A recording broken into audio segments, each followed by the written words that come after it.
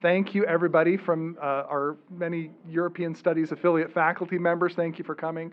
Our European Studies students, and those who are here with, by assignment. That's like with the Zoramites, right? If you're compelled to come, it's almost as good as wanting to come on your own. But more blessing if you come on your own. And thank you for the help that we've gotten from the Scandinavian Studies Department, or the Scandinavian Studies Program, and from Global Women's Studies. I'm Rob McFarland. I am the coordinator of European Studies here at the Kennedy Center, and we have a treat for you today, a delightful pair of Swedish scholars who are going to talk to us about archives and gender. Helene Larsson Pusett and Karin Karlsson are here to talk about their research with Professor Chip Oscarson, and they're going to talk about women's things and what we can learn from archived and museum backroom dusty areas as we dig through there, and the amazing things they can teach us about gender. Thank you very much. Afterwards, we invite you to come and grab an apple for those of for the first however many can get there, because at dinner last night we discussed an important book by Moa Martinsson called Women and Apple Trees. And so we thought, after that discussion, I went into Allred's and bought some apples right here from our valley.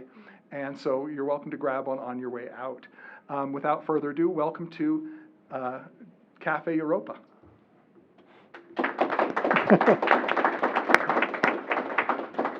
Okay, so Rob asked me to just start out by introducing our guest a little bit more.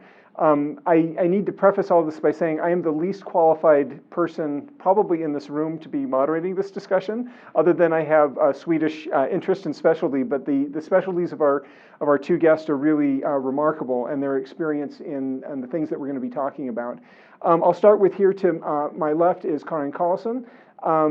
Dr. Karlsson is a specialist, she's a historian and a specialist in women's history and material history particularly. That she has been involved in lots of really interesting projects that we're going to be hearing a little bit more about today, museological projects as well as archive projects and writing projects. She taught formerly at the University of Stockholm and is now a freelance author. And her most recent book is where we took the name for the panel, Kvinnosaker, which means women's things. And in this case, it means quite literally things. It is material objects. And so this book is an interesting, creative way to approach history, where she's looking at 50 objects and saying, what do these tell us about the people that use them and about the context. I'll go ahead and I'll put this on the back table for you to, if you want to browse through it afterwards. It's a really, it is in Swedish, and we do teach Swedish here at the university, so it's not too late if you want to, well, it might be too late if you want to understand it today, but if you want to understand it in a semester or two, we'll tackle this. Then to Karin's left, we have Helene Larsson Pusett, who is a curator that she's worked extensively with both historical museums and art museums and interesting museum concepts, museums that don't actually have a physical structure. We'll hear a little bit more about that today. Most recently, she was stationed at the Swedish Embassy in Washington, D.C. as the cultural attaché. Previously, she had been that role at the Swedish Embassy in Serbia as well.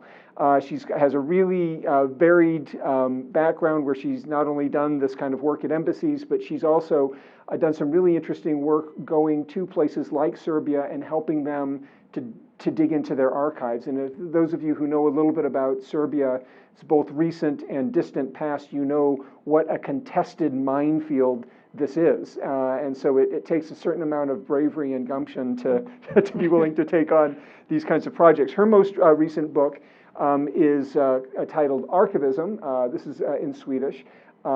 We have with us Amanda Dockstader from University of Washington today, who has suggested that this needs an English translation and is willing to be taking this on. So this might be available in English in the not too distant future. But the idea of archivism is it's combining the two words archive and activism, and asking asking the provocative question: what have we missed in our archives? That when archives are put together, they're usually organized around certain principles. And those principles don't always answer the kinds of questions that we have today. And particularly the topic that we'll be talking mostly about today is, a history that puts women and women's experience more in the foreground. This is one of the things that's often been overlooked in the organization of archives. And so this is organized as a handbook. And Amanda and I work in an organization, professional organization, the Association for Swedish Teachers and Researchers in America, otherwise known as ASTRA. And the ASTRA conference is here this weekend. We're going to have about 35 teachers of Swedish from all over North America descending on Provo to learn more from Helene and Karin, and to take inspiration for this, and over the next couple of years be doing our own kind of archiving projects. So there's great things in this vein that are going on already at BYU, but that's a little bit longer introduction. Join me in welcoming Helene and Karin here.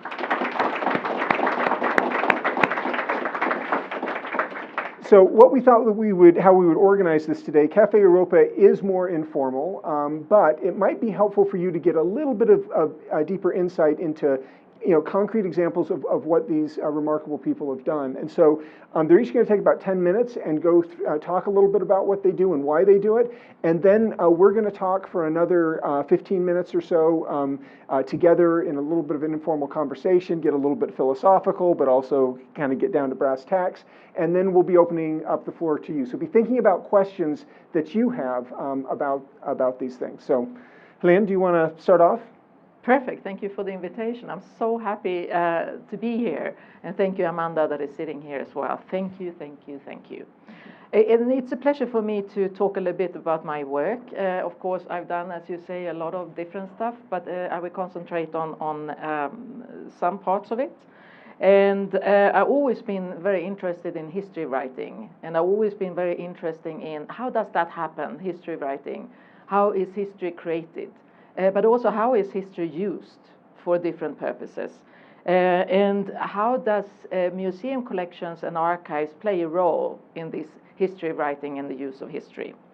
And in 2018, what direction? Andre knappen, Oh, sorry? Yeah. In 2018, I was a co-founder for the Stockholm Museum of Women's History, where I worked also to develop methods to make women's history visible. And I will tell you a little bit more about that. The Stockholm Museum of Women's History is a very special museum that operates mainly in the public and the digital space.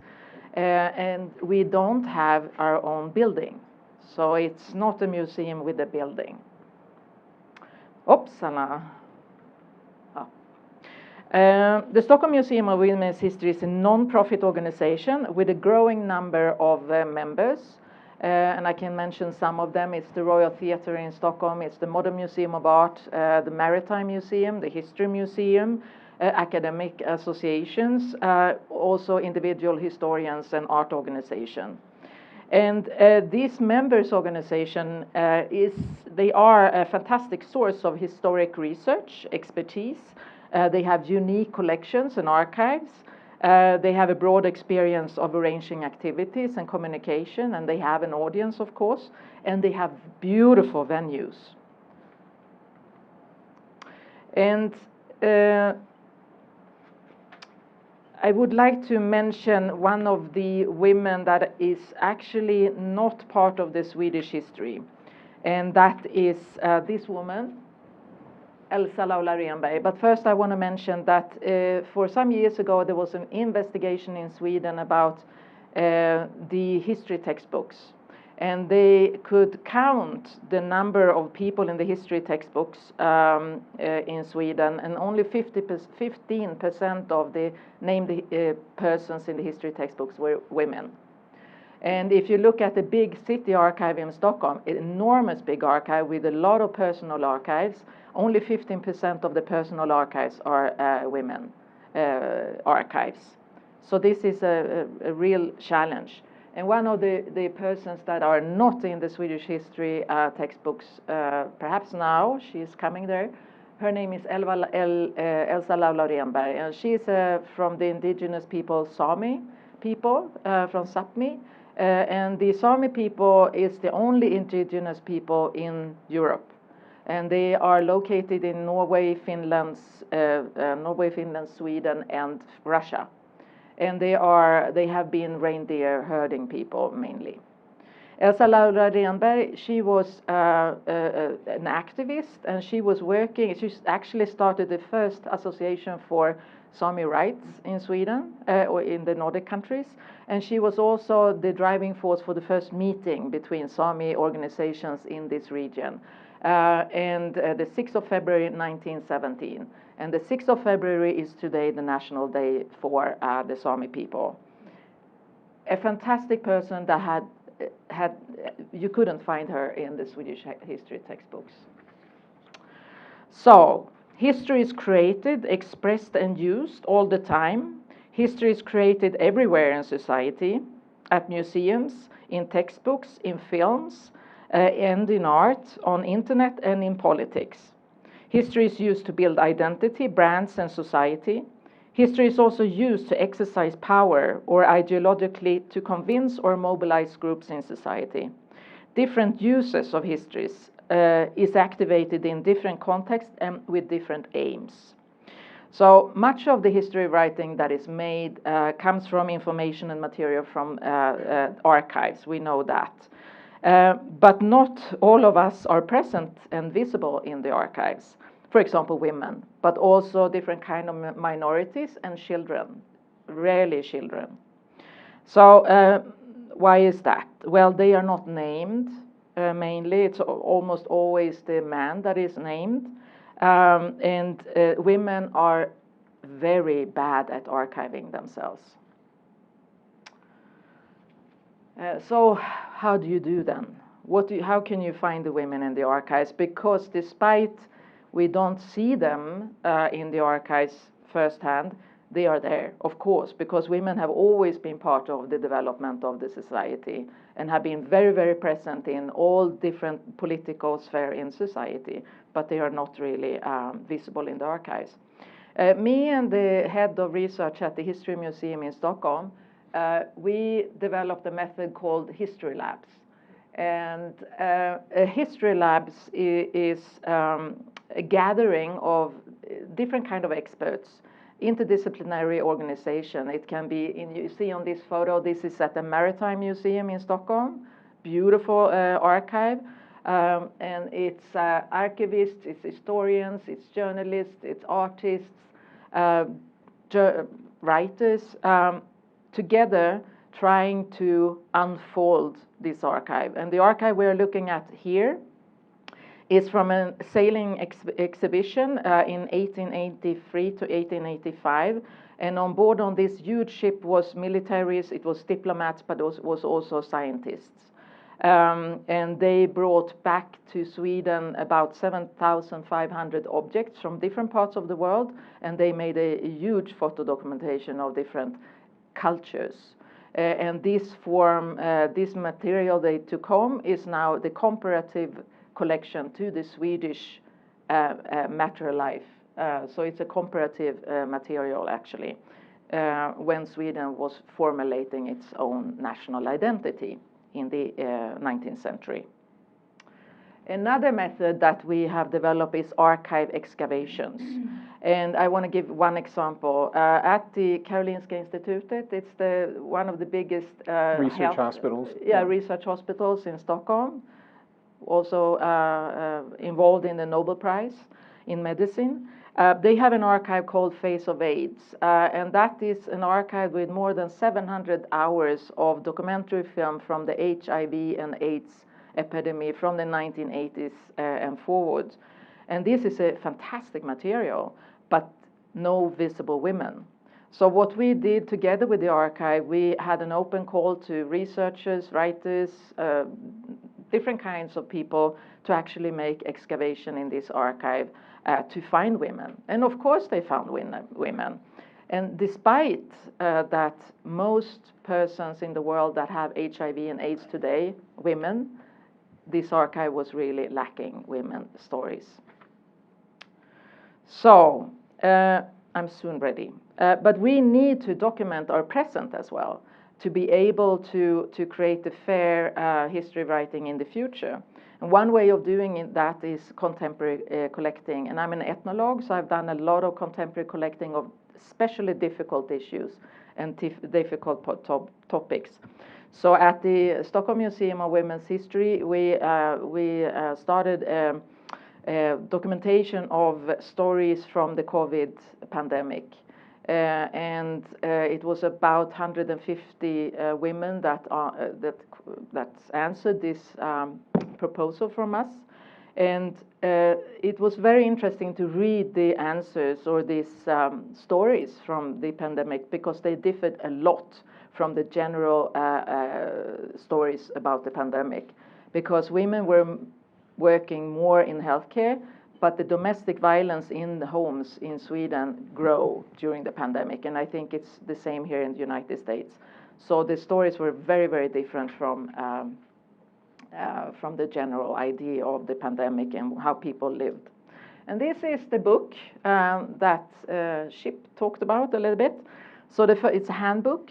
I started to interview filmmakers, writers, researchers, archivists, different kind of professional people. How do they actually find representation in the archives?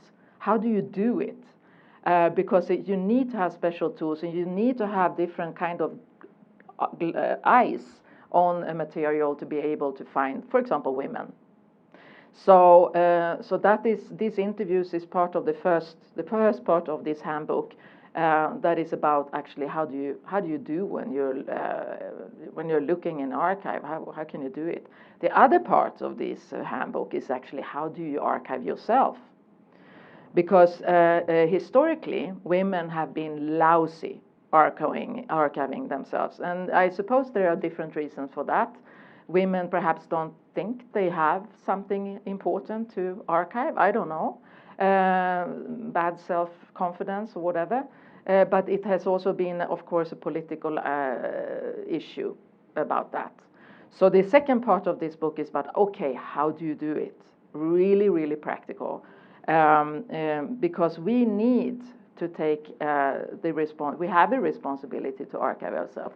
And I'm not talking only about women. It can be other kind of representation that needs to be archived. And I would like to quote from this book just shortly. So, what happens to the stories of collective battles fought by women? What happens with the progress and achievements? If we don't do something now together and take charge, the consequences will be that the stories about women that lie buried in the archives will stay untold. And it is a risk that future history writing will continue to lack source material about women and other kind of representation if we don't archive ourselves.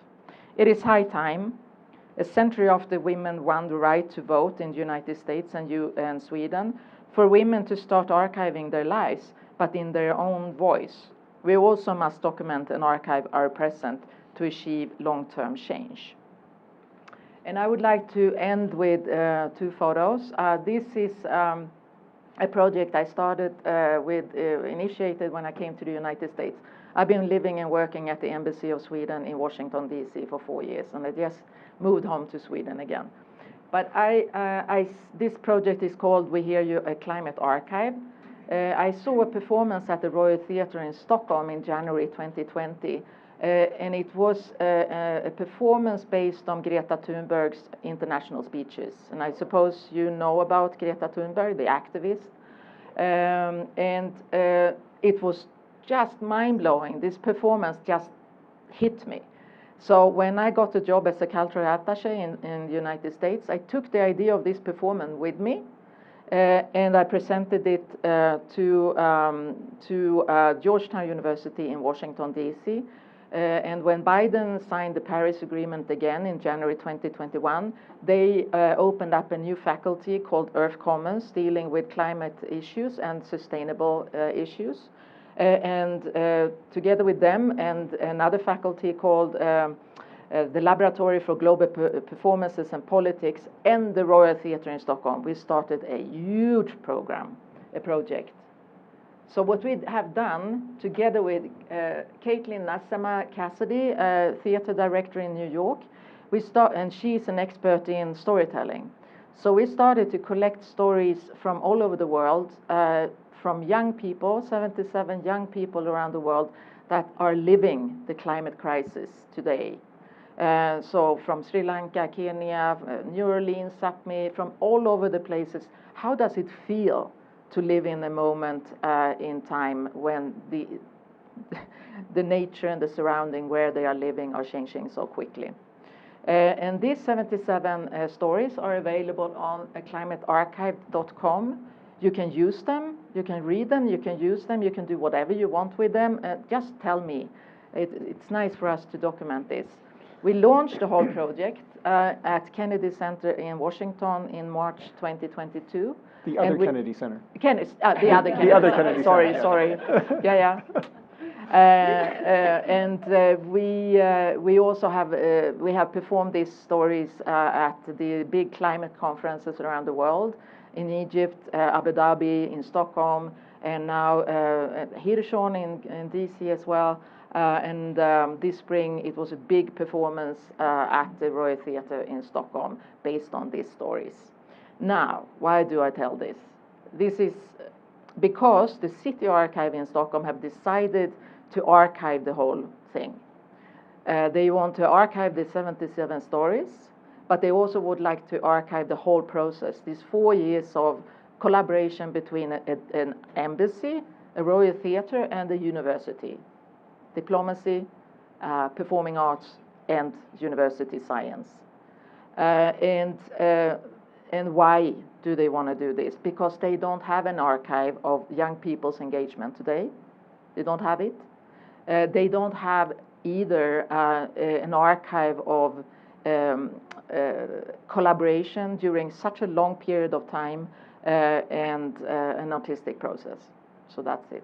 And so next year in January, February, you will be able to browse the City Archives for We Hear Your Climate Archive, and you will find everything: mail correspondence, notes, set design, artists, ideas, budgets, everything.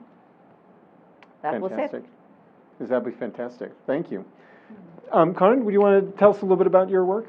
Yeah, and first of all, hello. And thank you for that lovely presentation and introduction of us. And I also must say that it's so nice to be here. Not only that these topics are so close to my heart and your heart as well. Oh! Your microphone not be Yes. put on. There you go. Hello. Hello? Yeah, thank you. Did you hear me in the beginning? Yeah, okay. But also, not only do we have the chance to discuss these topics that are really important, I also got to see Provo and Utah for the first time. And this warm welcome that we have had, and the hike that we have done, it might be a bit hard to leave. Yeah. So, well. You're welcome to stay as long as you want. Yeah, I just have to talk to my husband. He's welcome too. But I can bring him. Yeah, that's right. So, yes, that was a long thank you and hi. But anyway, I would like to like take your hand and like start off where you ended, because as a historian, to find those These are microphones made for men's clothing. Yeah. Oh, I actually have an example about clothing that I will talk to you about soon. But that is a dream situation for a historian, when there is a whole archive about a theme, where like even notes the whole process from the first thought to the final decision. That is so rarely found. So that is, if more people like acted in that way, we would have the opportunity to write more like nuanced histories, actually. So, yes. Well, I have, when I was, as I said to you and you, I've preparing for this introduction today, I have been like, oh yes, I want to do that this way. Oh, and then 2 hours passed, and then, oh no, this angle is more suitable for this. And now I have ended up, decided this morning, no, I will take objects and material culture as the starting point. And I think actually that will, because you have in such a good way talked about the archives, often documents, that's what we find there. But in search for women's histories, that seldom is easy to find, because if we look how the archiving has been done throughout history, it has been themes like war, politics, economical system, where women seldom has been a part of due to like norms and structures and so on. And as a historian, you have to then be very creative to find these traces of women within the archives. I just love to be an historian. I just love to be in the archives, even if I stumble every now and then. And are there any historians here today?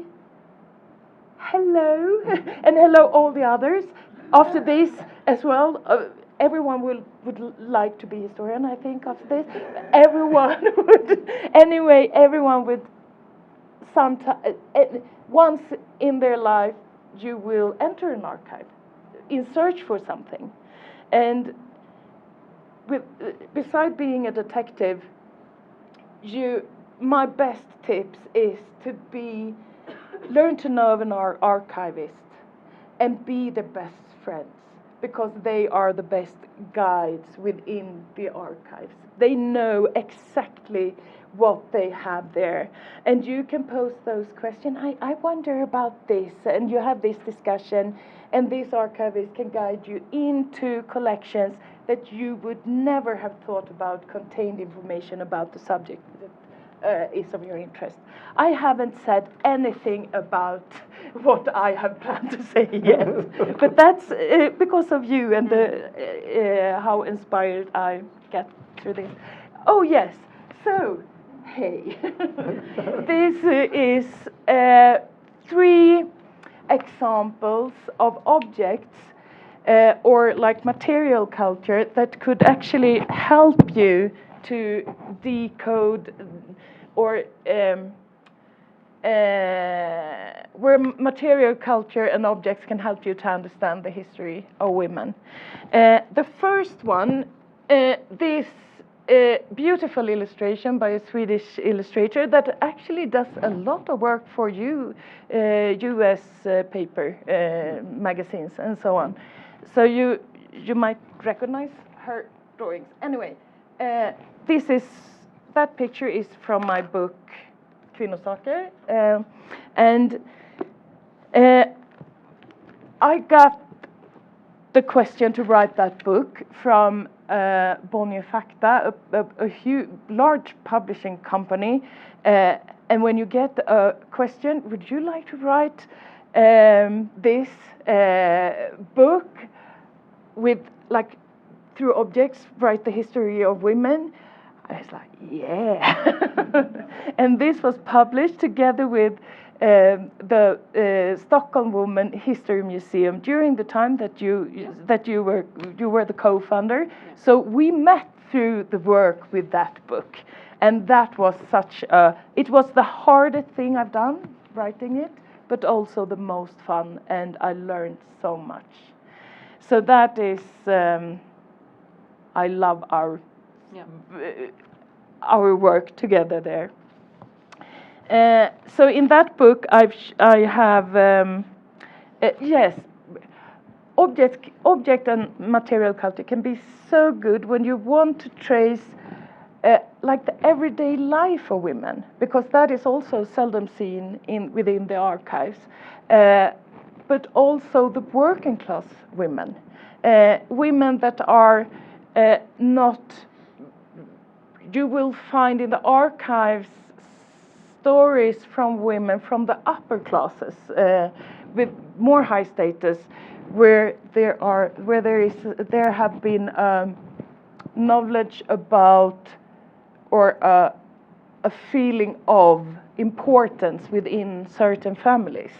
So this can be a way to actually learn to know everyday life and so on. Now I've talked 7 minutes, I think. Is that true? Anyway, in this book, the standpoint can be like the sewing machine, training shoes, the bicycle law book, the diaper, tin can, money, powder compact, the fighter aircraft, the water pipe, and so on. And every single object carries so much information about women's lives. And if you take an object like this and you analyze it, you can through this the material tell you one thing, the design, how it was intended to be used. But if you see scratches, marks, you can also understand the way it was used for real. So, and that can be a totally different story. Production techniques, and all this can make you gain insight to technological development, handicraft traditions, and how these have changed, and how it has been seen in different places as well. Yes. And many of the objects are also can tell you stories about the norms that are that are alive and kicking in a specific time and place or group. So. And that also means that we can get information about economic relation, trends of consumption, or political systems, and so on. So I understand that I will not talk about everything I thought I would talk about because the time passes too quickly. But perhaps we will have a discussion as well. We'll come back to some of it. Yeah, but I will anyway. Oh yes, yeah. That's the book. That was the picture I was thought I would show you last. So this is a police uniform for women, and the first female police officers in Sweden. They graduated in 1958. And this was not an easy thing to decide. The occupation was heavily male-coded, and it was thought that women would not. They didn't have the physical power. They wouldn't be. Ska vi se. This I actually translated with Google. So, because it was so hard. And some also meant that the woman hardly could command respect. So, yeah. So there was a lot of resistance. And anyway, the decision came through. And then the issue of the uniform were very intense, because the women could not wear the same uniform as their male colleagues. And that was the trousers wasn't like suitable, they thought, for women to wear, but you couldn't wear a skirt either, because if she had to wrestle or run, there was a risk that she would, the legs would be visible. So that wasn't good at all. The solution was trousers that at the same time was a skirt. And that was also very important, because then anyone who saw a police officer way ahead knew if there was a woman or a man, because the silhouette would show. And there are so many details in this uniform. Also, they had breast pockets where the notebook and pencil should be, but that wasn't suitable for the women either, because if she would like take out a notebook, it would draw attention to her breast. Without pockets, the breast would be too visible. So the solution was that they had fake pocket stitched. So, and this is when you use an object like this, you can really and dig into it to understand why did the first female police officer have skirt trousers? Do you say so? No, you don't. I see that. It's a new word. I give it to you for free. So this is helpful when you do not objects can be such a good help when writing women's history, but to go back to the archives, not always do they stand by themselves. You have to. This is an archival piece that I need to analyze the physical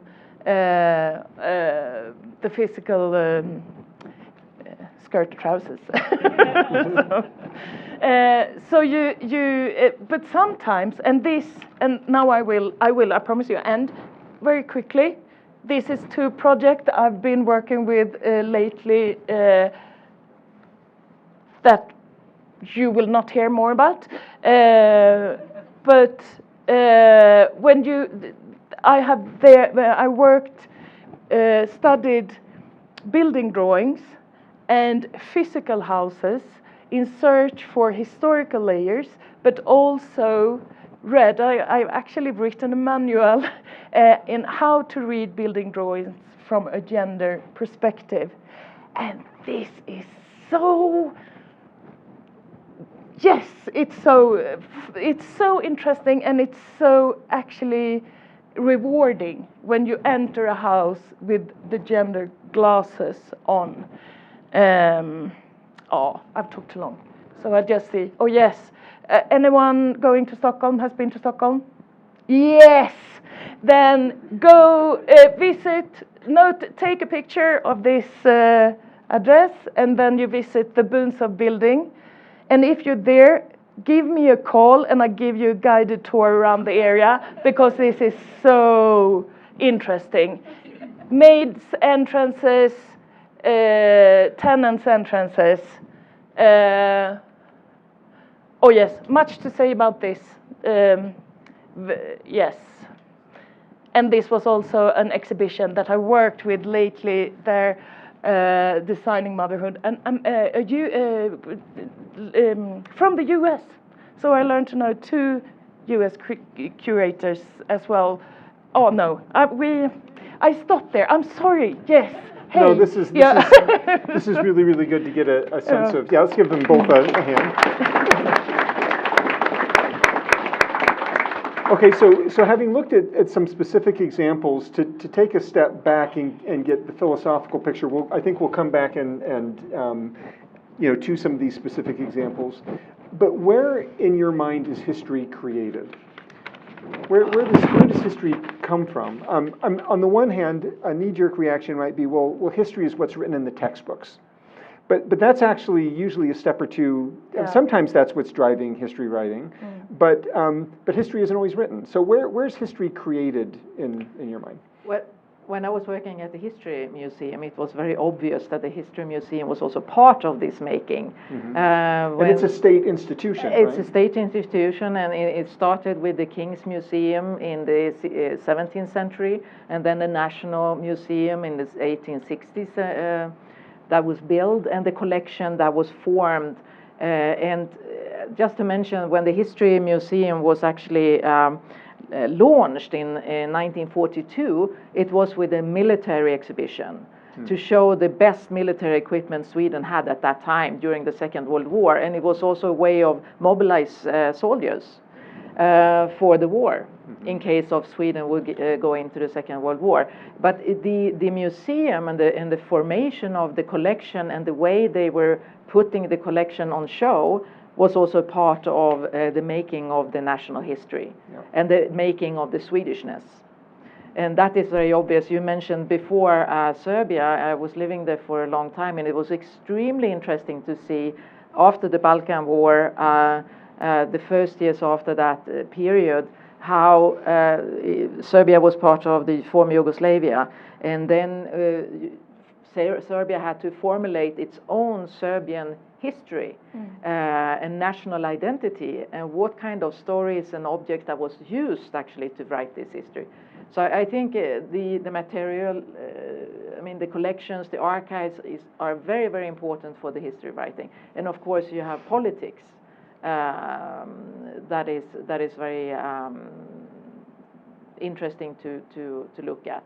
But it's interesting, you said that when you do one of your archive excavations, you mentioned that you bring, archivists are obviously involved in that. You as a curator, museum curator, one of your many hats, is involved in that. But you also mentioned journalists, you mentioned artists, you mentioned other things too. What role do they play in making history? That doesn't sound like the trained PhD historian, although they would certainly be involved as well. Well, there are so many examples of how film, for example, are part of the making of a national identity or a history.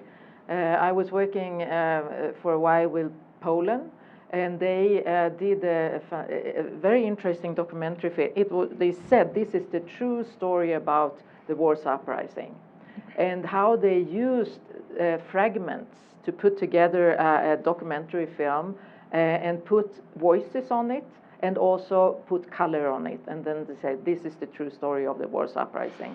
And that is a way of writing history, actually.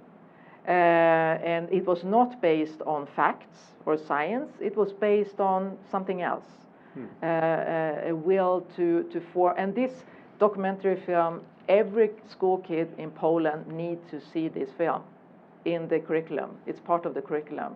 And the Warsaw Uprising Museum in Warsaw is also part of every school kid in Poland to see that exhibition.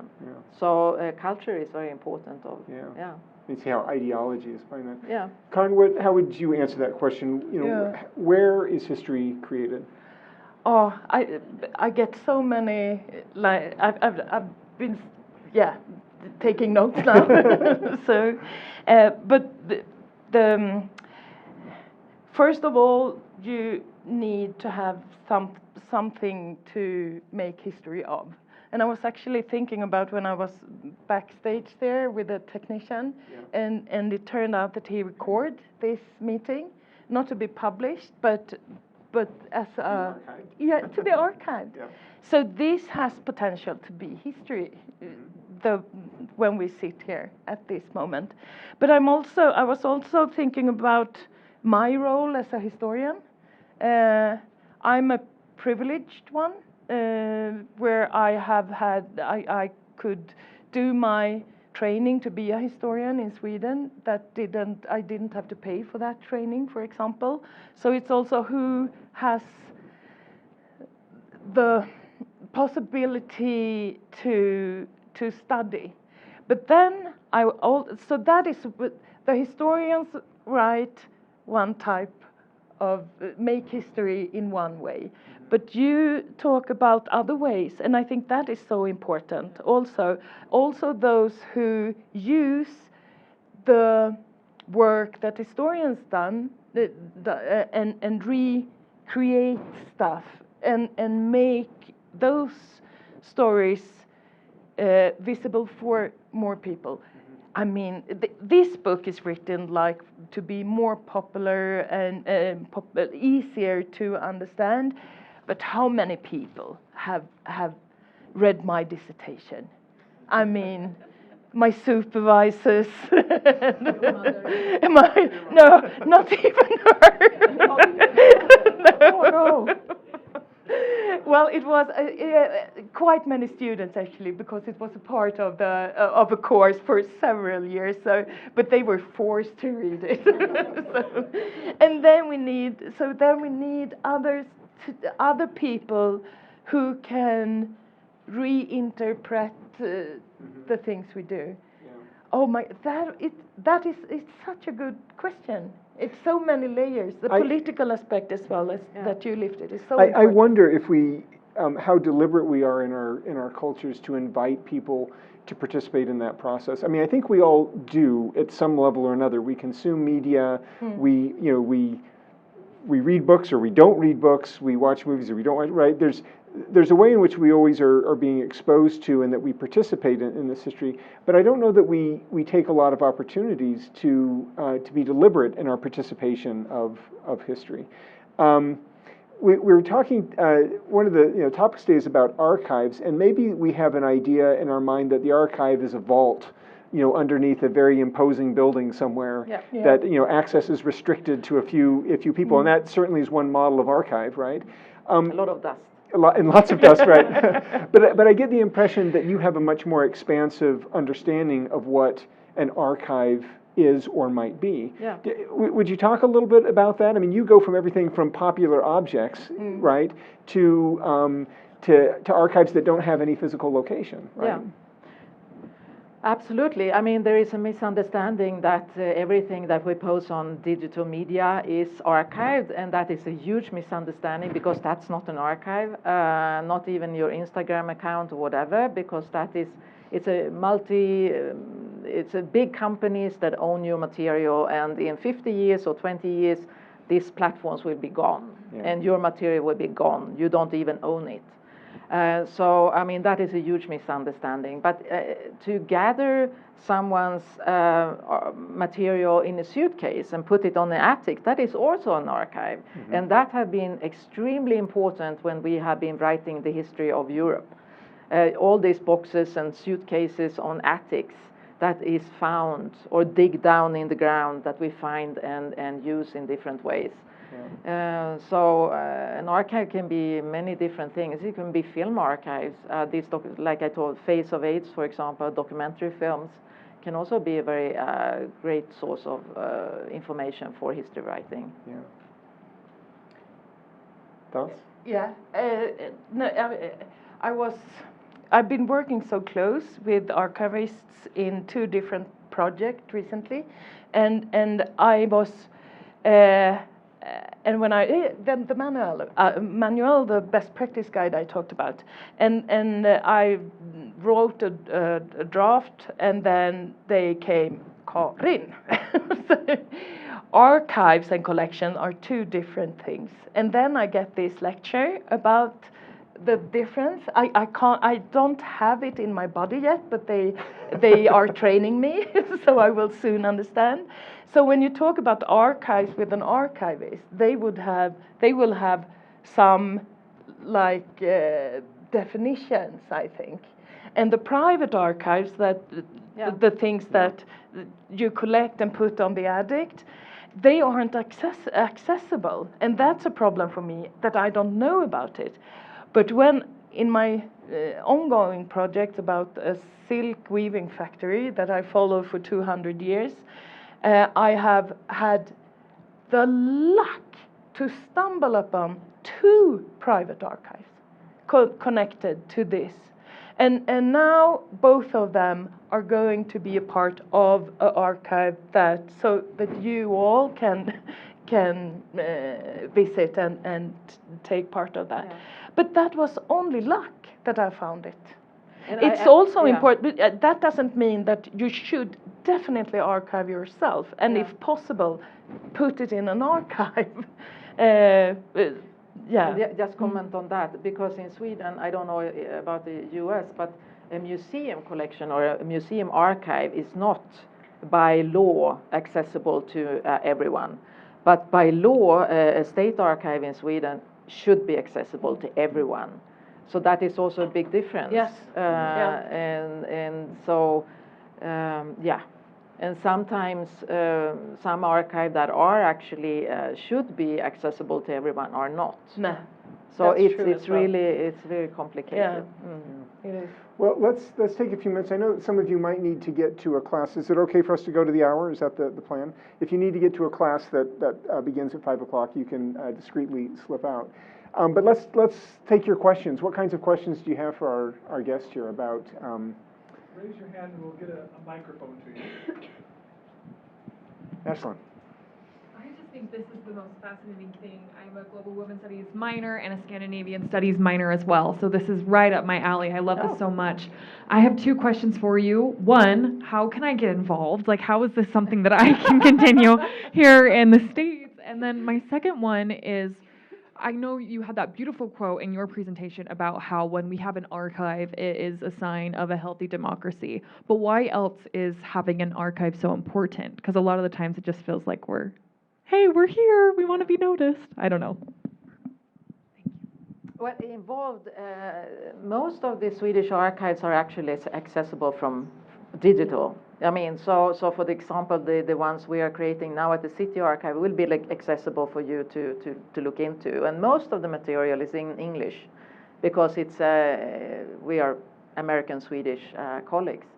And to be engaged, well, you just get in contact with us and you are engaged. That's very simple. I love to work with archives. That was the first question. The second question was, what was that? Sorry. Just why is archiving so important? Well, for a democracy, well, you know, I'm a little bit worried. Because I have a lot of people that are, I'm not an expert, but I have a lot of people around me that say soon it will be the end of history. Because with the development of new technology, and we are more and more on internet, and the new generation are born on internet, and we have artificial intelligence, how can you actually see the difference between fiction and reality, what is facts and what is not? So I think in the future, or my colleagues say in the future, the analog archive will be extremely important. And so I think it's, so how do you actually know that something could be a fact, you know? I think that is a very important question for our democracy and for our society. Nick, you have a question? Yeah. You mentioned that there are differences in how men and women read floor plans. Could you? Thank you.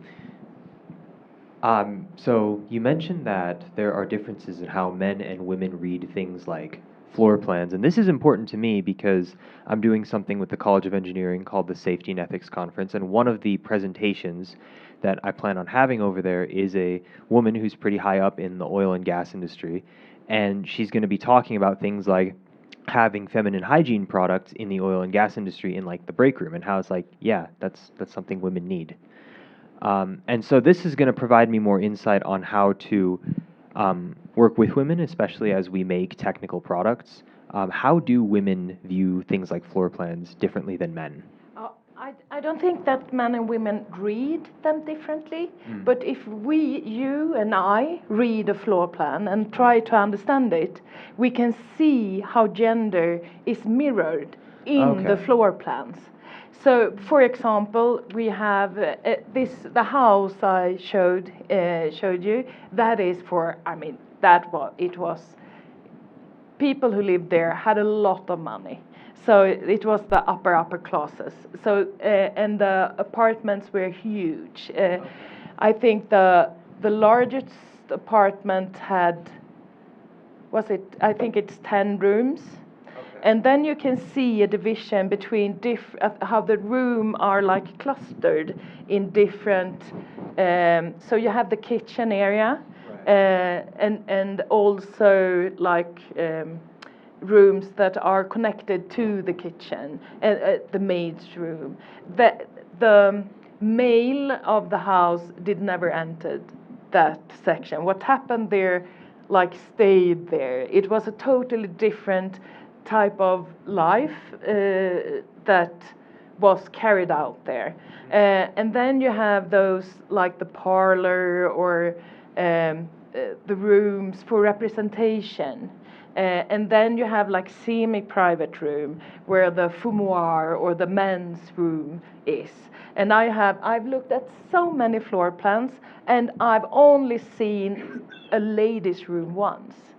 And that says something about when this was built. So it mirrors class structures, norms, and so on. And then I have followed this house, and I know how it looks today.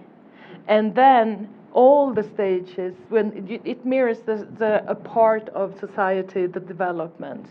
So the kitchen or the maid's room has turned into a walk-in closet. There, some have spas, gym, and vad heter det? Biografer, cinemas. I mean, it's still upper class here.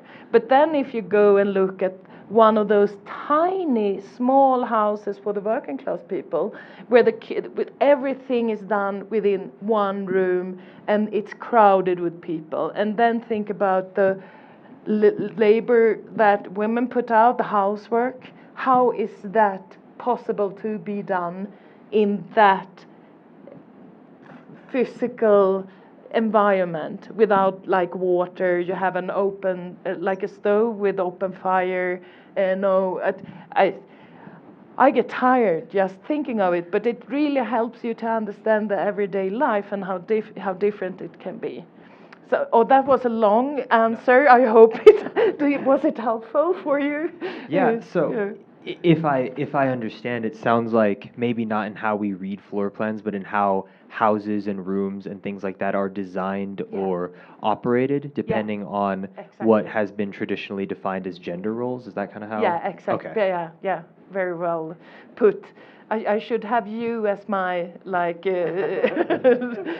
what do you say? Yeah. Men jag är inte flickor så. Yeah. But I think also that male connotated houses they are different values also. Yeah. We talked about this the other day, that houses that have been used historically of women mainly have, after the change of the use have happened, they are torn down, while the male connotated building are still there. And that is also very interesting in Sweden. In many places in Sweden, that's also so. The value of a building is different. One more question, and then I have a final question for both of you. Hi, I was just wondering, there's like a lot of stuff in the world, a lot of like information, and I would assume it's probably not possible to archive everything. So how do you go about deciding, what needs to be archived, what can we, what should we not archive? From my perspective, you have no idea what will be valuable in the future. It's very, very hard to say. But I think when you look at many archives in Sweden today, they try to fill the gaps with, for example, representation or different kind of, like, for example, the city archives that really want to have an archive of the young people's engagement today. So, but you never know. And that's why I think the private archives are so important. Your family, your grandfathers, that you gather it and you put it on an attic is very important, because you have no idea. But also your own archive. You should think about that. What is it in your life that is worth saving for the future? Because for me, archive is also hope. A hope that in the future there will be we will have use of the archives, and your life is most probably also very valuable. Your life is very valuable for the future. That was such well put, so I nearly do not want to comment. It was so beautiful. Oh, Just thank that you. the archive is also full of hope. Yeah. Because if we stop archiving, of course we have given up, and that's not possible. I would add one thing. It's such a good question, that one, and it's something that the archives today really think about.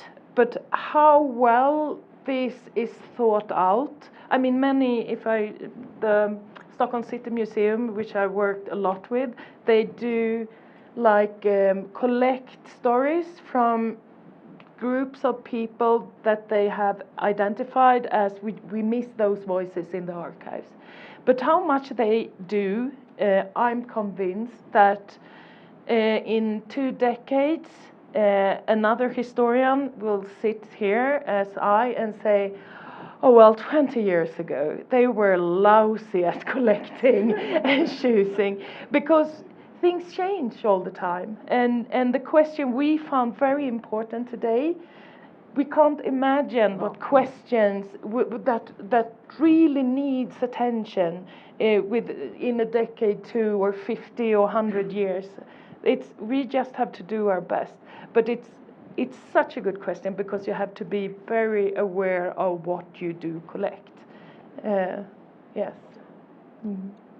Well, this in a lot of ways anticipates what my last question was, in that the work that you've presented to us today, I think, is significant in that it's going back and asking of the archive questions that weren't necessarily asked at the time that the archive was put together, right?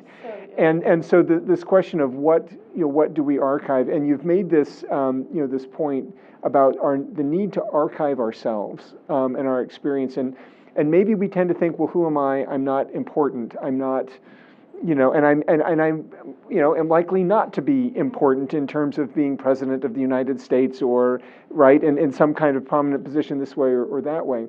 But you've made a powerful argument, I think, for that's not actually where the interesting answers to questions come from. That those kinds of things tend to be preserved in their own sorts of ways, and you're talking about a different kind of thing. So what would be 2 or 3 things that you would say that we need to do to archive ourselves?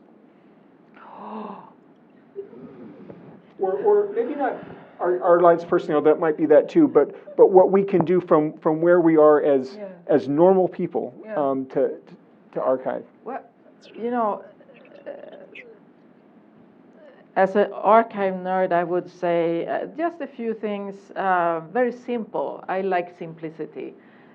Love letters between people, diaries, photos, but you have to write the names of the people on the backside, when it's taken and where.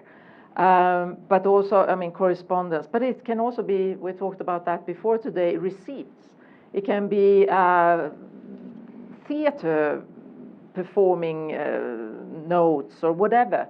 I think, or it can also be that you interview your grandfather and transcribe it and print it, so you don't only have it digital. I think that kind of things, if it's private and personal, that is very worth saving. I lost my mother 2 years ago, and I got in charge of the whole family archive, and I took a summer vacation to just kind of try to figure out what is it, and to put it together in a way that it's kind of accessible, and I put it in 5 boxes on the attic. But I know that this will be beautiful for me and my children and my grandchildren in 100 years to be able to dig into these boxes. So yeah. Well, we visited the class today, and then I showed the class. That was so fun, by the way. You did the talking, and I just did the after talk. But anyway, I showed them then this bag. I'm very proud of this. It says extreme hoarder. And it's actually a bag from the Stockholm City Archive. And it really, as I said during class, that's my middle name. So when it comes to documents and so on, I am the one that, and not that it has not been like deliberate, do you say so?